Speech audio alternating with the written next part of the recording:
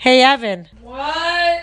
what does minimum mean? What? A very small mommy. Minimum? Uh-huh. That's funny. I don't get it. Mini?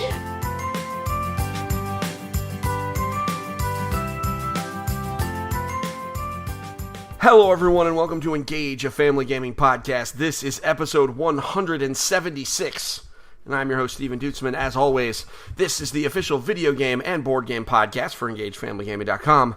EFG is a website where parents like myself and my co-host come together to give everyone the information they need to get their family game on. This week, she's back. The Princess of Power is not on like an evening mission, which you were last time. I was, yes. I wouldn't call it a stealth mission because you weren't hiding, but you were away. But that's okay because Tila and I held down the fort, and we talked about all that good Nintendo news. There was some good Nintendo It was good news. Nintendo news because, in short, Nintendo is absolutely turbo murdering everyone in a very Nintendo way. So it's very family friendly. Very family friendly murder. Very family friendly murder. Which is appropriate considering the president of Nintendo America is named Bowser. But this week is board game week. And so here's what I was thinking we would talk about. You played a bunch of games. And I played some stuff. Specifically, my son and I drafted some War of the Spark. So we can talk a little bit about that. And I played Dungeons & Dragons as a Dungeon Master for the first time in a while, and it took me a little bit to get my sea legs, and so I want to talk to you about that. That's because, awesome. I have some thoughts and feelings on Dungeons & Dragons 5th edition. So I think we're just going to talk about games today. It might end up being a shorter episode. There's not a lot of, extra stuff to talk about, because the board game world has not exploded. Except for the fact that I don't know if you saw on Kickstarter, somebody without the license started a Game of Thrones Kickstarter. And it said in the Kickstarter campaign, your funding will help us get the license. And I was like, bruh, I don't know if you know, Game of Thrones is a really hard license to get. No. Number one. And number two... no. You didn't. So are you saying no, you didn't hear about it? Or are you saying no, you didn't hear about it and also no? Yes. So, how about this? One of the things that you could pledge for, and he pledged for, it was limited to 100 of them. Okay. For $1,000. You will get a copy of the game, and apparently it will be signed by every member of the Game of Thrones cast. Now, I'm a logistics person, and so even if all of this were true... Which it's not. He would have to... And now, for $100,000, I think it's possible he might be able to get sick... For $100,000, assuming he already had permission, he might be able to get every box signed by someone. Sure. 100 signatures, 100 autographs from a member of the cast, not hard. They are not often in the same place. So getting all... You have to ship them around. Oh, yeah. That's a lot. I thought about this while I was on the bicycle today. And I was in the gym, and I was thinking about, okay, let's pretend this is legit. I spent a bunch of time thinking how I would get it done, right? So, okay, so we know that, obviously, I'm not going to carry around 100 game boxes. That's insane. So, clearly, we're going to have them sign, an insert. That's still the signed game. That's fine. Maybe they're going to sign the game board. So I'm going to bring... Because, it's a card game is what they're pledging. But, it's got a play mat. So maybe... Okay, that's fine. I'm going to have them all sign this play mat. So I'm going to carry around a briefcase with 100 of these. And I'm somehow going to convince some actors who are some of the biggest names in non-Hollywood right now... these are big name people. They are now. Like you think it's cheap to get Maisie Williams to sit down? You think anyone can get Maisie Williams to sit down? I think she has a little bit of attention stuff going on, so she can't sit down to sign 100 things. Nope. I don't think she gets out of bed in the morning for less than $20,000. Like, so the would you if you were Maisie? No, of course not. I'm not being so. I mean, also, wouldn't it be awesome to not have to get out of bed? That's that's what attracts me to that idea.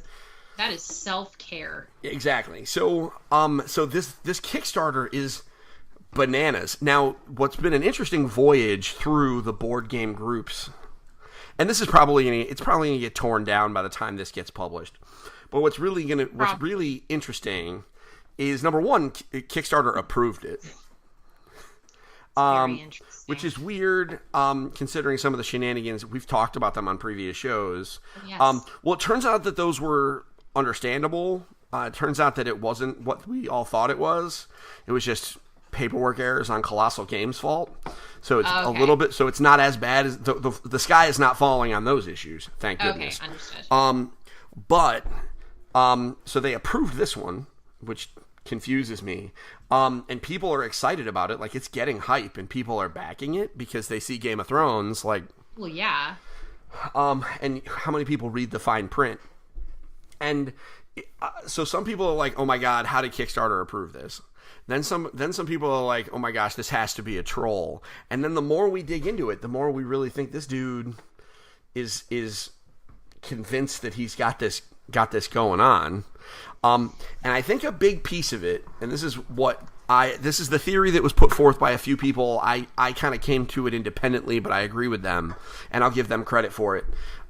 Is that I just don't have their name, but smarter people than me thought of this idea first. Admittedly, that's not a very high bar, but anyway, I think this guy, truthfully in his heart of heart, believes that licensing is as simple as like applying online, like going to like Udemy and taking a Udemy course. So he thinks it's just like you give them money. Summer child. I get that reference. And so the which is topical because that's a Game of Thrones reference. Well done. I didn't know until like 3 weeks ago that Sweet Summer Child was a Game of Thrones reference. So here we go. Now I get it, and it makes so much more sense. And it's super like mean now that I actually understand it. A little bit. Yeah, it's like a Shakespearean insult. Before I thought it was like kind of like harsh, but now I'm like, that is infinity shade. So this guy thinks he's just got it in the bag, and if you fund the campaign, he'll be able to go to whoever owns the rights to Game of Thrones and be like, "Hey, here's $100,000. I want to make a card game." And the thing maybe he doesn't know is like he might be able to get the Game of Thrones license, but like that doesn't mean he'll be able to use the actors' licenses on the cards or likenesses on the cards. That's different. That's a different thing. You got to talk to them specifically. I don't think he has a lawyer. No. You would think always get a lawyer. Yeah, especially if you're going to try and deal with what is probably the second biggest license on Earth at this very specific moment in time. You're right. It's like Avengers, Game of Thrones, and then a line, and then everybody else. So it's like, anyway. That's the story of today in #GetAnAttorney for your Kickstarter. It's just so crazy seeing that. And then other than that little nugget, which guess what? We just talked about the news. There really hasn't been anything crazy going on. So that's why we're just going to kind of roll right into it and talk about the games we've been playing. So Let's just go around the horn and just keep doing that until we're done. Okay. So I have been I follow you on Twitter, which everyone should. I'm at Amanda Farrow. I saw a picture on yours and Mike Futter, friend of the show's, Twitters, where the two of you were taking pictures of opposite sides of the board because you're that level of dork. Nerd. Yes. Dork is also appropriate. Yeah. I'm the host. I can choose the name. Both of them are appropriate. I mean them with love. And you guys were playing Vast. Oh, yeah. So And my understanding, just from reading the context, is that you guys have played a fair amount of Vast. So that leads me to believe quite a bit, that you have opinions about it. I have big opinions about this game. I mean, you are good at having big opinions about things. It's kind of what you do. So share it's true. with me. I have opinions for a living. Yeah, it's kind of your jam. So tell me what you think about Vast. So one of the things that I really like about later games is their approach to asymmetrical gameplay. It's so hard to do well because a lot of people could just end up, a lot of players around the board would just end up being bored and uncomfortable and irritated waiting for other people to take their turns that have nothing to do with them. And that's been the challenge of asymmetrical gameplay in the past. But I love the approach to Vast. Vast is rich and complex and still approachable at the same time because our small children play it as well, especially Gabe. So our youngest son, he is so into playing strategic games like Vast because it kind of like tickles that intellectual, very cerebral way that he enjoys playing games. So we sat down and I've played as the knight and I've played as the cave and what else have I played as? Is that it? Just the knight and the cave? I didn't get my chance to play as the unicorn. There's like this gnarly unicorn. Mike, what is the unicorn's name? There's two different ones. I think you're thinking of the Nightmare Unicorn. The Nightmare Unicorn. From one of the expansions. That's from one of the expansions. That's right. So we have both expansions.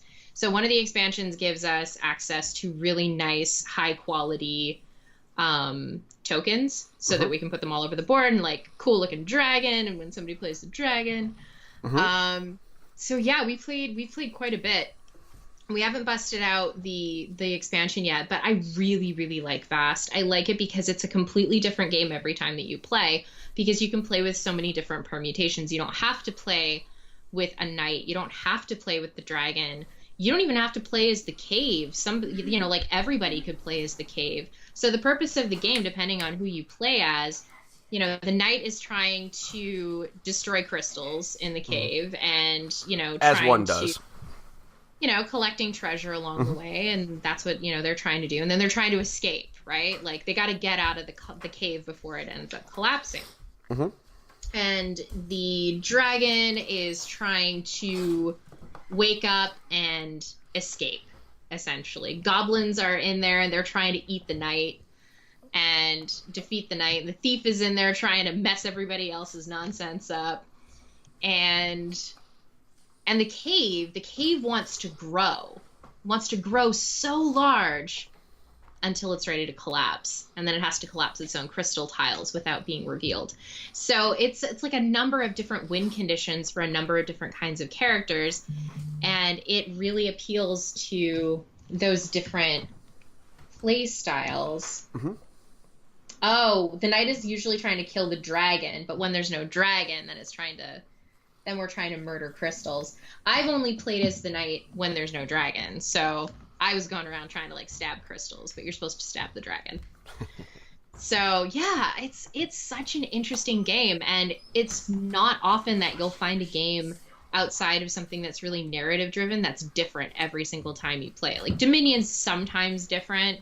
If we want to go way the heck back and go look at some old school deck building games, those are somewhat different. But Vast is way different every single time that you play it. Unless you play it in the same, permutation that you played it the night before. But why would you? Why wouldn't you play just every kind of permutation to see what everything is like? So it's fascinating.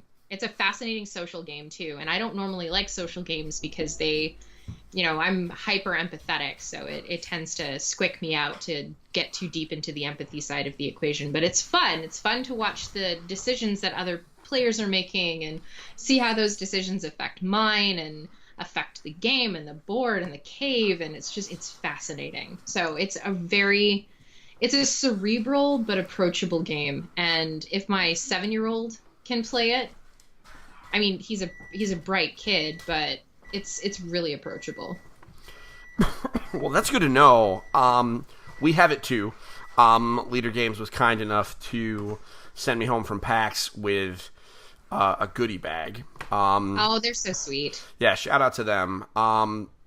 So I We haven't gotten to the table yet, largely because we just haven't. Because Linda, our board game editor, who you have met, is excuse me. They are just done with their renovations, and so they basically bought a new house and like glued it to their current one, more or less. Nice. So anybody that's been following her Instagram has been seeing that process go on since like last September. So we haven't had so many in the way of crazy game days where we've been able to kind of get some of these things played, but that's fortunately going to change very soon. And that is one of the first games that we're getting to the table just because it looks awesome. And the fact that it is accessible to the younger set is that's part of the draw now. I knew that, younger guys, but the fact that even a game savvy 7-year-old can rock the game sounds pretty awesome. What roles has your little guy played? That's a good question. Mike, do you remember which roles Gabe has played? He's played as the knight. He played as the knight. That was his role. That's the only one he's played. Yeah, so he's played as the knight, and he really, really likes it. Okay. He was confused the first time that he ended up playing, but once he kind of wrapped his head around the strategy behind it, I think that it's good for little ones to be able to really dig into a specific role so that they're not bouncing from thing to thing to thing to thing to thing, and they can develop a level of proficiency. So, as opposed to us, we pretty much should absolutely try everything because why not? Of course. Why not play one game but then play multiple games? Exactly, at the same time. Yeah, why not? That's just a good idea. Well, I mean, that's one of the reasons why that game is as well loved as it is. Mm-hmm. So I want to talk about a game that I have not played yet, but I want to ask you about it because maybe you Please have. do. So every Sunday night we do something on our Facebook channel that you can get to by going to facebook.com/engagefamilygaming or engagefamilygaming.com/Facebook because we're fancy. And we do what we call Sunday Night Unboxing. This week, I had to wait until everybody was in bed, and I actually waited until after Game of Thrones was over. So I just started recording 3 minutes before the end of Game of Thrones and just had a moment with the few people that were not watching Game of Thrones, all 3 of them. Eating pizzelles because that's what one does. Of course. And because they're amazing. Do you like pizzelles? Do you know what a pizzelle is? I do. Okay, good. Yes, I used to buy them all the time. I buy them every once in a while now, but when because like my mom's side of the family is Italian, so we used to have them all the time. As I said it, I remembered that you had some Italian in or around you, so I was like, Lots. Of course you know what a pizzelle is. You betcha. We went to a first communion, and they sent me home with a bag of them, and that bag is gone. But the game that I unloaded, and they were pretty much just for me because it was the anisette ones, and I'm the only one in the house that'll eat the anisette ones. My wife prefers them with lemon in them. I like the anisette ones. They're good. That's why you and me are basically destined to be best friends. I love them. They're my favorite. So, Century Spice Road. Have you ever played that? No, I haven't. I've heard of it, but I haven't played it. Yeah, this is one of those things where I was at Target and I bought it because it was on sale. And some of my colleagues, specifically Andy and Anitra from the Family Gamers, swear by the Century games. Specifically, they call it out as being super similar to Splendor, which is why it's on my hype list, because Splendor is like a top 5 game for me. Do you like? Yeah. So you do like Splendor? I love Splendor. I play it on my phone all the time too. So, I mean, could you and I be better friends? I don't think so. I don't think so either. I mean, maybe. But maybe. I think that's just years. It's just time. It's just time. We're gonna get this one to the table. It's from Plan B Games, and I mention it just because any game that multiple people, because we actually had somebody in the Engaged Family Gaming community on yesterday when we were talking about what games were played over the weekend. He had mentioned that he had played it, and he specifically said, "Oh, yeah, it's just like Splendor," and that's got me hype. I mean, any game that somebody compares to Splendor, that's a really good sign. A really good game. So there are 3 Century games right now. There is Century Spice Road. There is... there's another one. Let me see here. Is it in the box? You can't see the box, people, and I apologize. Oh, here we go. We got Century Spice Road. We got Century Eastern Wonders. And there's also Century Golem Edition, which is basically the same game, only you're building a golem as opposed to, trying to collect spices or whatever.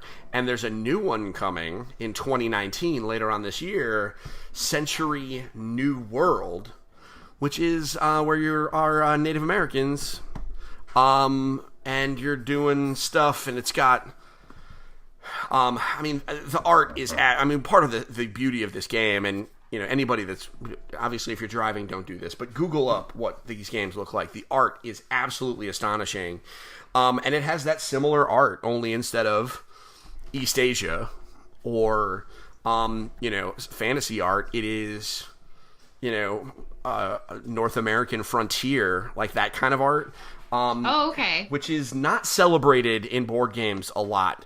And, it's a beautiful place. And so I'm super interested in it. Can't wait. And apparently they all look very nice next to each other. I only have the one so far, but if you mean to tell me I can get 4 games that are different enough, but just like Splendor, and this one was... I'd like to go to there. Yeah, it sounds like fun. Its MSRP was like, I think it's like $29.99. Oh, we got it on sale for like $20. Because they sell them at Target. That's great. How crazy is Target? This is a total sidebar, but I suspect we're going to do a lot of these. How wacky is it that Target is turning into just south of a boutique game store? It's very interesting. I wrote about it for my friend's website before I ended up getting my job at Game Daily, and it was talking all about how Big Box has really embraced boutique and curated, board games. I mean, Barnes & Noble did it first. Yeah. And then everybody else just sort of started to try that on, and then it trickled over to Target, and now it's at Walmart, and, it's very interesting. It's an interesting approach to tabletop. It really is. It's so interesting being able to say, you know what, I need to, if you can't make it to like a friendly local gaming store, being able to just go to a Target and find stuff is, man, it's super convenient and useful. And also, like, I know one thing I do know from, being at Toy Fair and talking to some of my board game, PR folks, is that Target is actually kind of warping the market in its own way, because Target is actually, really, going out and looking for Target games.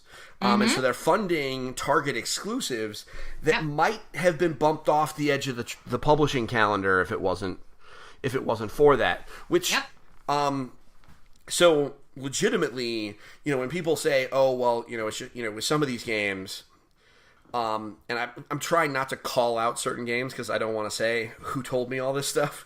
But when you think about some of the games that are exclusive to Target, one of the things that there are some folks that criticize them as being a little too light, a little too, they're too gateway. They're not, Target did that on purpose.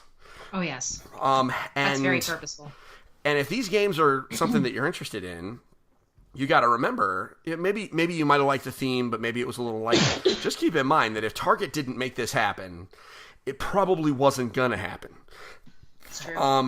So it's not like it's not like Target stole these games from your friendly local game store. These games were not going to happen.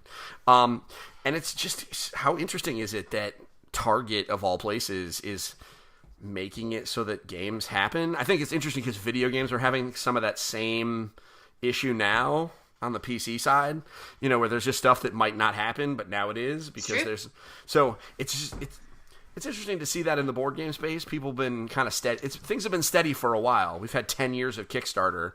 Yep. How crazy is that? Speaking of sidebars, 10 years of Kickstarter. 10 years. And I think, hold on, let me pull up my site, because I think we wrote about it. Which, Kickstarter? Yeah, so Kickstarter, over the last 10 years, has helped raise $1 billion in pledges for game projects. So that's across when you video say games. Your site, not to interrupt you, but when you say your site, you mean you have multiple. I do. So this is for GameDaily.biz, I'm presuming. This is for GameDaily.biz, because this is definitely not a super parent thing. So on Game Daily, a little bit less than a month ago, Kickstarter started releasing some information about what their pledges have looked like. Mm-hmm. So over on Game Daily Biz, one of my news writers, Sam Desitoff, wrote about how Kickstarter has generated $1 billion in pledges for game projects over the last 10 years. Backers have funded nearly 17,000 games, and we've talked about some of these games over on Game Daily as well, and how it's been challenging for video games to really thrive in a crowdfunding situation, because the nature of video games is just so the nature of video game development is just so different than tabletop. But with tabletop has thrived on Kickstarter. So it's fascinating to be able to take a look at some of those numbers and be like, oh, $1 billion, 17,000 game projects. That's incredible. It's crazy. I think the big difference, and tell me if you think again, this is Tangent Central. Welcome to Tangents, the podcast episode. I think the big difference between video games and board games, as someone who has EFG's been around for 7 years, so I think I've been around for the bulk. I have been mathematically around for the bulk of Kickstarter, and I've been there for Mighty Number 9. I've been there for, some of the biggest disappointments.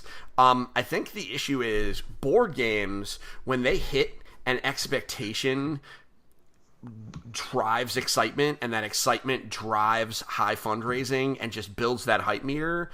Board games have an easier time responding to that hype, because a board game can expand its scope, because at the end of the day, a lot of them are designed already before they go to Kickstarter, and maybe the reacting to the hype is, oh, we print out some promo cards, we get a fancier box, right? Like some of these Kickstarter rewards that are awesome and that people love are as simple, like you and I think about it, seriously, air quotes, simple, but like, sure, yeah, we'll put, we'll do an expansion inside the box of 15 new cards.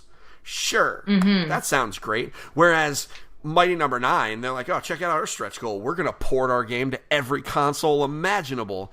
And it's like, no, that's crazy. You shouldn't do that. And because, obviously you don't, because that destroyed their game, among other things, but it certainly didn't help. And so video games are kind of stuck, whereas they can't really expand their scope as easily as board games. You think absolutely. Okay. No, you're absolutely right. I think that where the problem tends to be, and this is also about thinking about it from a value perspective, is that for games, because a lot of them are just distributed digitally, they don't really see the value in it. They're like, oh, it's just a digital thing. Where things tend to fall down with Kickstarter board game projects is if, things end up going into production, and then things end up going sideways with manufacturing. Then there are delays in manufacturing. They have to do reprints and reruns, and they have to figure out. Yeah. So, those are the big risks. Yeah. As a consumer on Kickstarter funding a board game, it's like, okay, it's, you say it's going to take this long, but how long is it going to take really to get through the manufacturing and production pipeline processes? And how many you and I have been around, we both backed Kickstarters.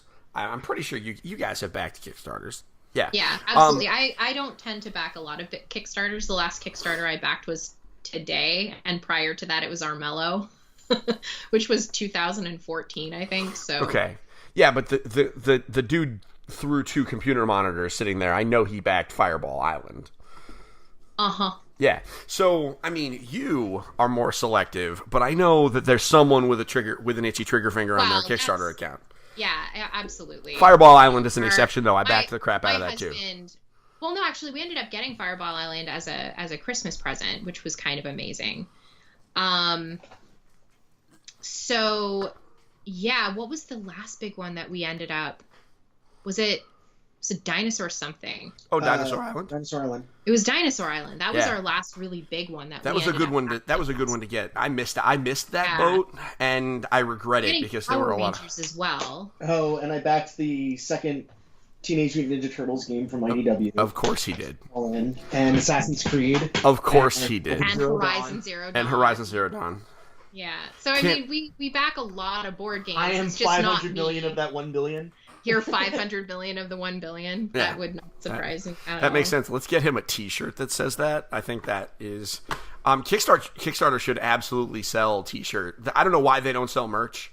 That's like, you know, You for can people go that, in and they actually have pages where you can go look at how many Kickstarters you've backed and Oh, I'm how terrified. many, like, as part of I their can't. 10-year celebration or whatever. I saw a friend of mine posting it on Facebook and he's like, I'm really glad it doesn't show me how much money I've spent. Yeah. Ugh. Did you take the quiz? I did not. There is a quiz that if you answer questions, it'll give you an active project that you will love. Rob Kalajian of A Pawn's Perspective and I, we do a live show on Thursday nights called Token Talk with Rob and Steve. And on our live Facebook show, we took the quiz together. We determined that we were drift compatible. Sadly, we did not get a Jaeger, but that's okay. They're big. I don't know where we would fit it. There's too many board games. Is there such a thing as too many board games? If though? you want a Jaeger, yes. I guess, okay, that's fair. I mean, if you want a Jaeger, then yes, there is too many. And so, what it brought us to... Oh, man, it's like, it tickles me. Was quote-unquote an ethical social media platform. Which, sure, I agree that can exist, like, on paper. Sure. But, like, if nobody's there, all you got are your ethics. So, I looked at their tiers, and I was like, you know what? Maybe I'll back them, because maybe it'll give me, you know, like, some kind of premier advertising edge or something like that. Like, go full-on Gary V with it, you know what I mean? They were that was a good reference. If you don't like cussing, don't look that guy up. But That guy cusses a lot. He cusses a lot, unapologetically so. And so, it was really interesting, and we were just like, wow, this is not as fun because we were kind of hoping that you would show us a board game, or a video game, or like a mouse. Or like a stupid leather jacket. No, you showed me a social media site. So, man, Kickstarter's crazy. I know we've been tangenting it up, folks. So That's appreciate okay. We're that. doing this just for you guys. Yeah, Just for you all. yeah. Because Amanda and I would never just sit on Skype and be super random for any amount of time. Never. Nope. I've never known us to go on random tangents ever in my whole life. Nope. Just every week. So, I want to talk about a game that I did play. Tell me about a game you played. I want to talk about drafting War of the Spark on Friday. I want to know more about this. So, so my son Evan and I went to Hawkwood Game Cafe in Milford, Connecticut, which, by the way, is not that far from you, relatively. And they have craft beer now, apparently. They just got their liquor license 3 weeks ago, and they are negotiating with breweries and stuff. I'll send you pictures, because I don't know what any of it means. I don't drink. But they do Friday Night I do like Magic. craft beer a lot. I understand that, and that's why I mentioned it. It was basically like a bribe. But they, because they are in southern Connecticut, which is surprisingly close to New York. And they do Friday Night Magic. And so because it is a relatively small shop, they don't do standard, which, if you don't know what that is, follow our collectible card game content. You'll understand later. But basically, they do a draft instead. So every Friday night, it's a draft. It's the same people. Good mix of ages, because even though it's, you know, they have their liquor license, kids can still come in as long as they're with a parent. And so we were there. You know, it's a good, positive group. And so we sat down at a table of 6 nerds, 2 of which being me and my son. And we played a whole lot of War of the Spark, and it's a lot of fun. It is, I think one of the things that really strikes me about this new Magic the Gathering set, the biggest piece is that it's all about planeswalkers. And planeswalkers are more or less superheroes in the Magic the Gathering universe. So it was really interesting, like, the week after Avengers came out, to then go play Magic the Gathering and have it be dominated by, and have every game be dominated by these very specific named personalities. And I think that's really interesting, like the parallels. That's fascinating. I don't know that it was intentional. In fact, I mean, both of them have been building up for a very long time. But like War of the Spark, which is this set, Spark referring to the spark in one person is what makes them a planeswalker. Right? If you have the spark, that means you can travel from world to world in this fiction. Fun fact, I didn't know this. You get your spark from, it's ignited in you based on a strong emotional reaction to an event in your life. Didn't know that. So you have something bad or good happen to you, and as a result of that, boom, you turn into a planeswalker. Totally didn't know. There's like all this story stuff that I had never paid attention to, and that's what's really interesting about War of the Spark, is that it turns out that the thing that really pulled me in was learning about their Avengers. And I say this, there are a lot of folks out there that are like, oh, Magic the Gathering, it's a little bit too much for me. I don't really want to participate in that game. I get that, and I don't think anyone needs to, but I would encourage folks, if you just like interesting fantasy fiction, the Magic the Gathering stuff is kind of interesting. To the point where, as part of our Magic the Gathering coverage, we actually have some new writers starting very soon that are actually going to be focusing entirely every 3 months or so, just catching everybody up on the story. We're not going to be like writing stories, but we're just going to say, hey, if you want to engage with this game on a casual level, the easiest way to do it is to just like the characters, because they're neat, they look cool, and if you play the game, they do really rad stuff. So my son and I played, and so when you draft with 6 people, you then play against those 6 people, right? Because the idea is you're supposed to play against the people that you drafted against, because it basically guarantees that your decks are kind of balanced against each other, or at the very least it means your decisions matter, because if you pass up on a card, you will see it in someone else's deck, because you picked a card and you passed them the rest of the pack, and they got to have their way with it. So it was really neat that he and I played, and we both won our first games, which was a lot of fun. And then we ended up at our last match of the night, we actually played against each other. Right on. Which was a lot of fun. Admittedly, it was late. He was a little tired, but it was really great to have him get a win, first of all, because he got that like surge of confidence. That's one of the advantages to playing in like limited formats, because you're not going to roll up against someone that just bankrolled their entire deck off of eBay, because everybody's got what we had, right? We opened the same packs. We sat at that table. Yep. And then, it's just it's your skill in both building the deck and otherwise.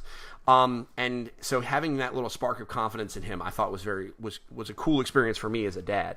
The other thing that I thought was important to bring to the table, because, we could talk about, mana curves and, which spells I liked, whatever, but that's a bit beyond what we're supposed to talk about on the podcast. One of the things that I really liked is, we were in a pod of 6 guys, and Evan only knew me and one other dude that is there regularly. And we finished the draft, and we were all like dealing out our cards into piles by color and casting cost and all sorts of stuff, which is what you're supposed to do. And he started doing it. He got a little lost because there were cards that he hadn't used before, because obviously it was a new set. And he had never really used Planeswalkers before. And this is a set where that's kind of problematic, because there are tons of them. And the thing I really loved about it is that another player, like I was trying to help him, but do my own stuff. And another player was like, hey, look, I'm done. I got this. And just sat down next to him and really helped him kind of narrow stuff down without just saying, do this, do that, don't do this. Like really kind of led him in the right way. And that's great. I thought it was super valuable for Evan, because he heard something not from me. Well, I mean, and you know what I mean, right? Like sometimes you just need to hear tactics or strategy from someone that you're not around all the time. Yeah, absolutely. And I think that that's one of the real powers of Friday Night Magic, and why I celebrate it so much, is that a lot of the people that go to Friday Night Magic know that this is meant to be a fun, casual environment. And they took advantage of that. And my son is a better player, and I think he's a better sportsman for it too, because he got his butt kicked, in his second game, right? He got a win, and he got matched up against a stud, and the kid just, took it behind the woodshed and beat him up a little bit. You know what I mean? But like that's what happens in a tournament. I mean, how many? But being able to take that beating and not get upset, I thought that was a really good experience for him. So yeah, I don't know that I have a thesis statement or a point to this other than to say Magic is cool, and don't be afraid to let your kids go play Friday Night Magic, because I think they'll learn a lot in a generally positive environment. Yeah, I love that. I didn't have something like that when I was young. Like my version of Friday Night Magic was my dad's friends coming over and them bringing their decks and us just playing. So yeah. That's fascinating. I like that. And I wouldn't be surprised if that was somewhat similar, because maybe, yeah. But this is neat. Like having I get to take my son. We can listen to podcasts on the road. We get there. He can have a pretzel. I don't let him have beer, obviously. They have birch beer though. It's close enough. It's in a glass bottle. That's fine. That's pretty cool. It's gangster enough. That works. And every other week they have a Smash tournament in the back. Spoiler alert, don't go on the week they have Smash tournaments, because Smash players are loud. I say that as a Smash player. So that's that was my War of the Spark experiment. I think the other thing I really think is, man, is the art on these Planeswalkers so good.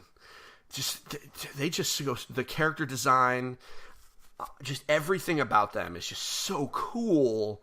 Look up the card art and just understand. Card art's amazing. And I'm not even talking about the alternate art Japanese ones, which are just bananas. I spent a bunch of time looking at which anime Planeswalkers I need to buy, and I have a shopping list that is very expensive, and I'm never going to be able to afford the Amano Liliana. Amano being the guy that does the Final Fantasy art, because those go for $150 a piece right now. Yeah. And that's only going to get more expensive. Yeah. It's a lot. Yeah. It's a lot to deal with. That's a lot. It's a lot. It's a lot for a card that I can't read, because they're in Japanese. So, what else have you played? What else have I played? Well, our friend came over, I think it was, 2 Saturdays ago, and we ended up playing a bunch of Ast, and we played Beneath Nexus. Ooh, so Beneath Nexus it's been out for, about a year now, I think? Mm-hmm. And it's it's another kind of asymmetrical game where somebody plays as, like, the bad guy, quote unquote, and a bunch of other people have to band together to take down the bad guy in a number of different locations that have a number of different win conditions attached to those locations. And then eventually you got to take down the bad guy himself. And, between rounds and encounters, you have to figure out, okay, how am I going to heal, and how am I going to take care of my people, and what is our part? You have to think about party composition when you're choosing your heroes to play as, because they have very special decks. Okay. And again, it's one of those things where it can be a completely different experience every time that you sit down and you play Beneath Nexus, because of you could be I haven't played the same character twice yet, because I just want to try everything and I want to make sure that I better understand it. So to be fair, we were very OP, and we took down, Mike was playing as yes, Mike. Mike was playing as the bad guy, and we tore him to pieces very quickly. Super allowed. Super allowed. But it's great because you have initiative. So you have on the card itself, you have slowest, slow, fast, fastest, and that gives you a good idea of where your initiative is going to be, so you can plan with your people as to which one of you is going to go first. Okay. So, the healers are the ones that tend to go the slowest, and the ones that are on the front lines, beating things up and being like totally amazing spellcasters, or they're really into melee. They're in there and they're the fastest fighters. So it's a really fascinating, competitive, cooperative game, because you got to go take down the bad guy, but you also have to take care of your people, because if you all wipe during an encounter, like, it's over. The bad guy wins. And who wants that? Yeah, exactly. If one of you falls down during an encounter, you get back up at the end of the encounter so that you can do the next one. But if you all fall, that's it. And it's game over. You need one person with the soul stone. I get that. So, one thing I will say to everybody, because I went and looked it up on the Amazon. This game is like $30-something. It sounds like there's a lot of game there for $30. And it's a cover, really cool game. Like the box looks stunning. I love the use of color. The card art is gorgeous. The card quality is amazing. Yeah. And it uses a really interesting system to keep track of what hit points are. You have an actual card where you slide it up or slide it down depending on how many hit points you have left. That sounds somewhat similar. That sounds somewhat similar to what they do with Hero Realms. Have you ever played Hero Realms? Yeah. Yeah, it is kind of similar to that, for sure. Which is awesome. I want to be clear. I'm not being reductive. I think I didn't look at Hero Realms until after I played Beneath Nexus, so I wouldn't have made that connection. If you haven't kids played really it, like Hero Realms. Oh, all right, so you've played Hero Realms. Okay, I was about to say I'll bring it to you, because we still we still have to play. There's so many things we need to play. I just have to come over for some amount of time this summer. We're just gonna have to do it. I'd come visit during E3, but you're abandoning me to go to LA. I get it. Hey man, EIC's got an EIC. I know. I am just sassing you, and I want to make it very clear. I will continue to do so. But I do it out of love. That's a fair assessment. I do it out of love. So, all right, last game that I'm going to talk about. I'm talking about, so you're talking about, like, you're bringing the heat with board games. I'm bringing the heat with other stuff that is board games adjacent. I'd like to talk a little bit about Dungeons and Dragons, everybody. It's story time. Are you ready for story time? Yes. Okay. I wish I had cookies, but I don't. So I will drink my water. Yeah, drink your water. It's probably better that we not have cookies, because we're on the East Coast and it is late. That's true. Okay. So, my adult friend group is mostly comprised of a bunch of dorks I used to LARP with. Specifically, we were all a LARP team. And so we have... Which is really cool. I don't think that's dorky at all. I think that's kind of awesome. I think it's both. Dorkily awesome. Dorkily awesome. And so, and we are, all of our kids, we're aunts and uncles to all of our kids, you know that. Linda is among them. And this is, and one thing that we did before we had children that obviously we have not been able to do is play Dungeons and Dragons, which means basically we missed all of we missed all of 4th edition and the tail end of 3.5. And so now 5th edition is here. And we have many children between all of us. When all of us are together, 10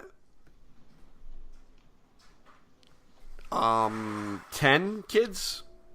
Yeah, 10, maybe even. Yeah, I think it's 10. Wow. Ranging from 13 to 4. We have 2, we have the twins are 4. And so it's obviously very chaotic for us to be able to play. But my oldest is now old enough to quote unquote babysit. So we all go to one place. We don't leave. That'd be insane. The poor kid. I couldn't do that to him. But we all go to one place. He keeps them downstairs. They watched a whole lot of Paw Patrol. And played with toys and just destroyed our friend's house. And we played Dungeons and Dragons. Specifically, we played the Curse of Strahd campaign, because who doesn't love Ravenloft after all this time? So that's, for those that don't know, that's gothic horror, vampires, werewolves. Everything is creepy. Nothing entirely up my alley. Yes. I assumed this. And so. We are, we're playing, what's great about this is I finally was able to be a dungeon master again. Now I am preparing to run campaigns with my family. That's slow going, largely because, we want the kids got to be involved. We're waiting until summertime for that. Because we think that'll be a great, Friday evening type activity. But what I really love about 5th edition is how very easy it is to use while playing with what I like to refer to as the rule of awesome, which is if it's awesome, I want it to happen because awesome is awesome.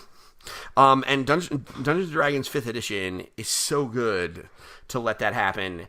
I think it's a little weird in some cases in the gothic horror setting, just because it's not meant to be awesome. Sometimes it's meant to be super creepy. But we make it work.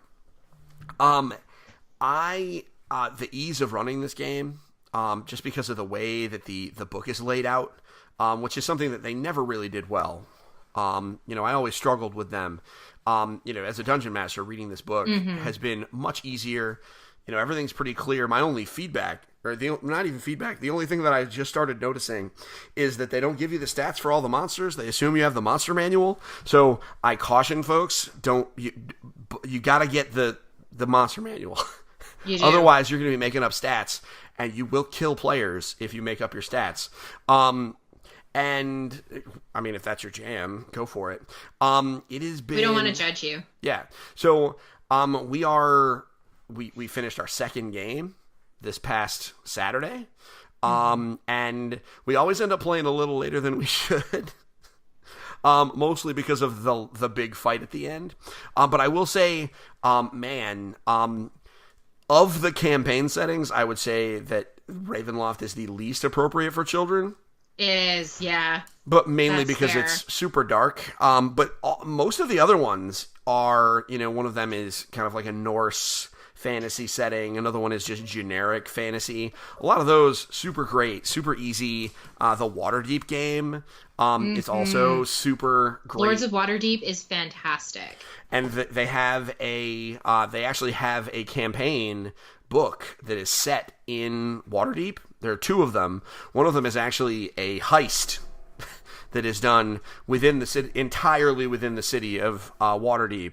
And then there is a follow-up book that is for higher levels that is under the Mad King's Mountain.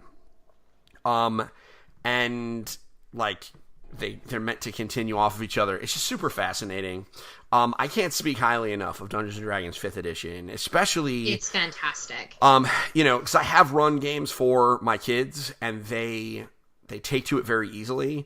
And two of my friends, who are really kind of detached from the nerd world,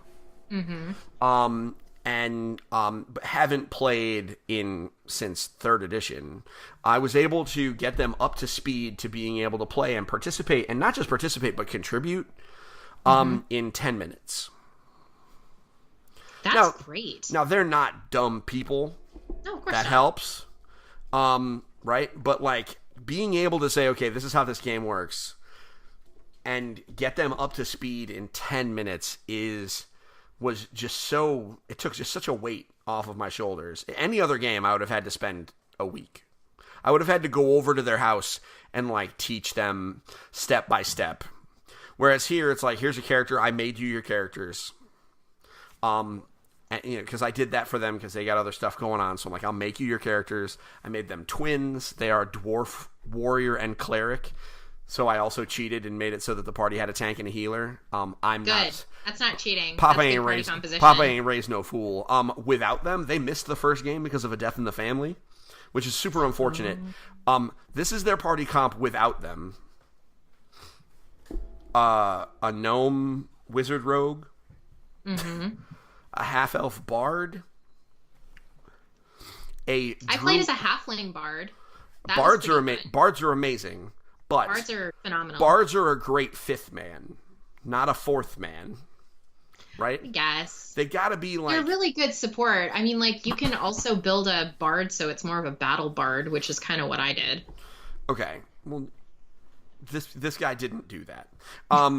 Okay, sorry, a didn't mean to dragon derail. a dragonborn sorcerer, which is fine. Oh, sweet. That's powered appropriately, and a barbarian druid, specifically a gnome barbarian druid, who I describe as a cross between David the Gnome and William Wallace, because he's just barefoot in a kilt with a stick.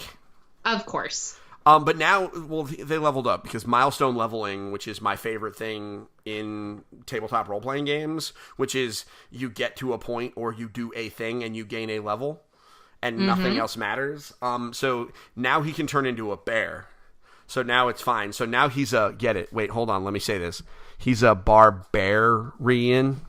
Bardbarian? Nope, not bard. He doesn't have levels of bard. Right. That's later. I'm trying to convince him because he's not a coward, but he's a barbarian. Oh, get it. Okay, I get it. So the I'm on bear board. jokes are they're unbearable. But that's just what we do. So, yeah, I'm a huge fan of 5th edition. Can't say enough. Another thing that I did not realize how much I would love them are the spell cards. Have you seen those in the store on Amazon? I have, yes. They are very good and very useful because I think, anybody who's played a wizard or, something like that in a tabletop role-playing game that just sat there with their player's handbook out, flipping through pages, it is so much easier to just have your cards out in front of you because we're all just so used to that from other games. Mm-hmm. That was pretty awesome. So, yeah, I'm just plugging a bunch of products. The good news for everybody is Amanda knows this because she and I talk almost every day. But you listening may not know, we're actually going to be covering tabletop role-playing games on EngageFamilyGaming.com starting, we're going to be building this up over the summer as like a whole new vertical, just like we're doing with card games. So we're going to be talking about these cool products like the spell cards and various other things, talking about the different campaign games, etc. So if any of this sounded interesting, but you don't want to go learn about it yourself, don't you worry about it. Wait until, say, June or so, maybe after E3, and we're going to get started. Spoilers, just about everything stops until E3. And then afterwards, I get to have a whole new world. Unless you're in business, in which case nothing stops, because right now is earnings calls. Yeah, pretty much earnings calls every day until 11 o'clock at night, and then maybe you get 15 minutes of sleep, and then they just start all over again. That sounds like a day for me. Yep. Not literally, but close. Yeah. So, what else have you been playing? What else have I been playing? We actually, speaking of Fireball Island, we had not busted it out for the parents to play yet. Yeah. So we sat down and we played, and I totally trounced everybody. It was amazing. I never win. Like, winning games is just something that never happens for me because I don't know. It just never happens. But I totally won at Fireball Island. I even if I didn't win, I really enjoyed how simple it was to pick up on it, how easy it was to move around the board and understand, like, oh, I can go in this cave and go pop out at this other cave, and it might be a little random, and maybe I'm going to do some damage in the future, but oh well. Yep. Also, I'm going to hurl fireballs at you and and totally wreck your time. I did that a lot. The men weren't very happy with me. They were not so much. That's what's crazy is what's crazy about that is I don't think we've played it with only grown-ups either. It's fun with only grown-ups because you can swear at each other. That's the truth with all games. True. You're right, though. But it's weird. Like, I think that's an interesting... I wonder... Because all of my group... Every opportunity I have had to play that, it has either been the kids playing it themselves with, like, a grown-up kind of watching, or mixed company. Like, I haven't... I'm going to have to try that. I'm going to have to try that. You should. I just haven't...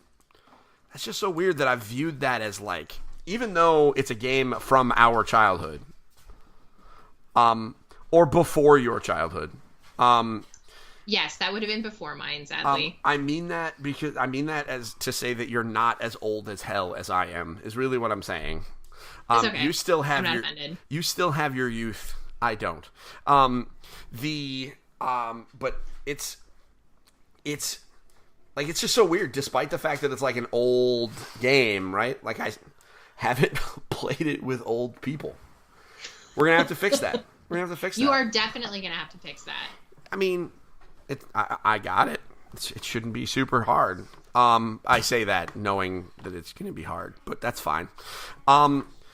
So I think we have. I think, because I know you have to fly to Canada. I do. I'm going to Toronto tomorrow. I'm going to jet set to the other side of the 49th parallel. Which is, how long of a flight is that? Is that? It's an hour and a half. So it's a puddle jump. You're not. Yeah, I'm not going very far. Okay, that's good. I was like, how long is that flight? Like, when I hear fly, I assume like fly to LA. Like, but you're not really. No. It's just I'm faster saving my flight to LA for E3. Thanks. Yep. That's a good couple weeks away. So I'll have barbecue in your stead. Okay. So folks, this has been episode 176, because I need to let Amanda go to sleep and or pack. Sure. Yes. So this has been episode 176 of Engage, a family gaming podcast. I hope you enjoyed listening as much as Amanda enjoyed recording. I don't know where recovering came from. You know what? It's fine. It was a long day. It's been a long day. We're definitely recovering. This was our relaxing time. Go figure. We're working. This has been Board Game Week. We talked about a whole bunch of board games that we have played. Next week, it's Video Game Week. And we're going to both of us are staring E3 down. Like we're staring down the barrel of a loaded gun. So guess what we're going to do? We're going to stare down the barrel of that loaded gun. So we're going to talk about what E3 is going to look like this year from a family gaming perspective. So it's just a little tease for next week. Spoilers, we're probably going to talk about Star Wars a little bit and whether or not that actually will count, because I think it will, but it might not. Who knows? And who knows? We also get to freak out about whether or not we get to see Animal Crossing. Yeah, seriously, it's going to be a lot of yelling about Nintendo. A lot of being afraid of whether or not Nintendo will disappoint us. So until next time, folks, I only have one favor to ask right now. Normally, I say share the podcast, review us on iTunes. No, none of those shenanigans. You have one task, and that is like Engaged Family Gaming on Facebook. That's it. Here's where we are right now. I'm clicking the Facebook page as we speak, because we have been growing. We're at 1,660 Facebook followers, and we're trying to get to 2,000. I would love it if we could get to 2,000 by the end of E3. And now I say E3 because we'll be producing a lot of content during then, which will hopefully reach more people, etc. But you can help. So share it out with your friends. Do the thing, because we've been sharing a lot. We've been sharing some killer content that people have really liked, and I know that because I have statistics that tell me that they have. So yeah, until next time, folks. Hope you guys have a wonderful day, and don't forget to get your family game on. Bye. Bye.